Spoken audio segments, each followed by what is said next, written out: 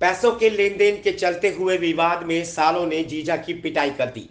आरोप है कि जिले के गांव नीमरी में सालों ने अपने 10-15 साथियों के साथ मिलकर जीजा और उसके दोस्त पर लाठी डंडे और चाकू से हमला कर दिया।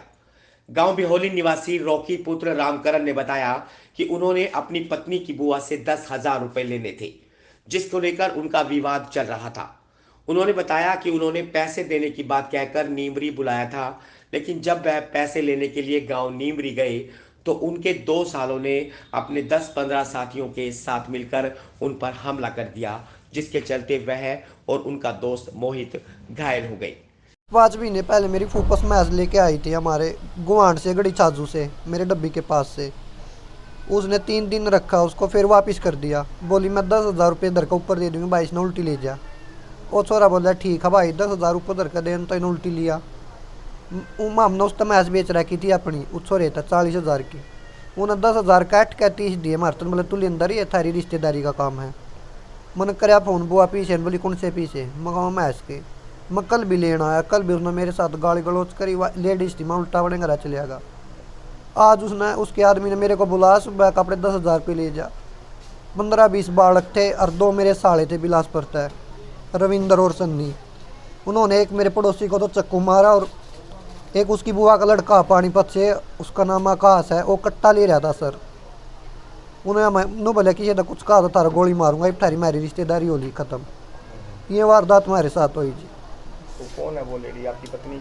मेरी पत्नी की बुआ है जी। वह अच्छा, कितने पैसे लेने थे? 10,000 रुपये।